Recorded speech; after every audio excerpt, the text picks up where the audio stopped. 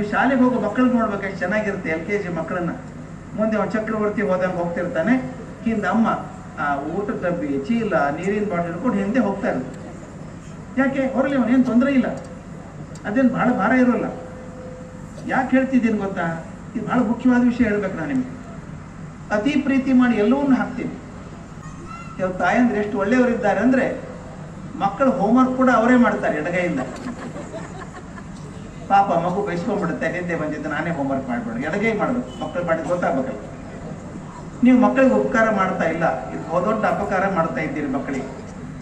ಅಕಸ್ಮಾತ್ ಹೋಮ್ವರ್ಕ್ ಮಾಡಲಿಲ್ಲ ಮಗು, ನಾಳೆ ಬಂದಿವ್ಸ ಬಯಸ್ಕೊಳ್ಳಿ ಶಾಲೆಯಲ್ಲಿ, ಗೊತ್ತಾಗ್ಲಿ ಅವನಿಗೆ. ಯಾಕೆ ಮಾಡಬೇಕು ಅಂತ ಹೇಳ್ತೀನಿ.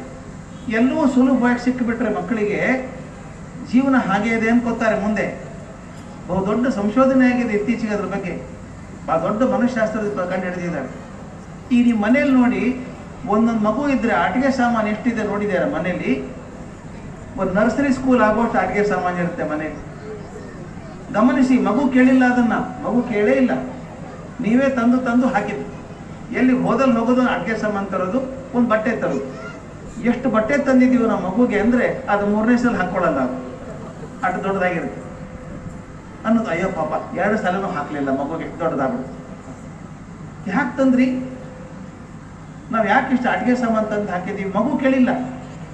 ಒಂದು ವಿಷಯ ತಿಳ್ಕೊಳ್ಳಿ, ಆ ಮಗು ತಾನು ಬೇಡದೆ ಹೋದರೆ ಅಲ್ಲೇ ಬಿದ್ದಿರುತ್ತೆ ಕಪಾಟಿಗಳಿಗೆ, ಮಗು ನೋಡಲ್ಲ ಕೂಡ. ಅದು 4 ಆಟಿಕೆ ಸಾಮಾನು ಕಳೆದ್ರೂ ಅದು ಗೊತ್ತಾಗಲ್ಲ ಅದಕ್ಕೆ. ಯಾವಾಗ ವಸ್ತುಗಳ ಜೊತೆಗೆ ಸಂಬಂಧ ಕಮ್ಮಿ ಆಗ್ತಾ ಹೋಯ್ತೋ, ಅದೇ ನಾನು ಶಾಲೆಯಲ್ಲಿದ್ದಾಗ ನಮ್ಮ ಅಪ್ಪನಿಗೆ ಒಂದು ಟೆನ್ನಿಸ್ ಬಾಲ್ ಕೊಡಿಸು ಅಂತ ಕೇಳಿದ್ದೆ. 3 ತಿಂಗಳು ಕೊಡಿಸ್ತಿಲ್ಲ ನಮ್ಮಪ್ಪ, ಮುಂದಿನ ತಿಂಗಳು ಅಂತ. ಈಗ ಕೊನೆಗೆ ಒಂದು ಕೊಡಿಸಿದಾಗ ಅದ್ರ 3 ವರ್ಷ ಕಾಪಾಡ್ಕೊಂಡಿದ್ದೆ ನಾನು. ಮತ್ತೊಂದು ಸಿಗಲ್ಲ ಬೇಗ. ವಸ್ತುವಿನ ಬೆಲೆ ಅರ್ಥ ಆಗ್ಬೇಕು ಮಕ್ಕಳಿಗೆ ಮುಖ್ಯ.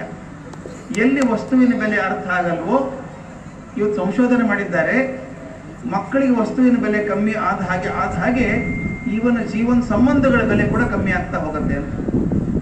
The relationship become weaker.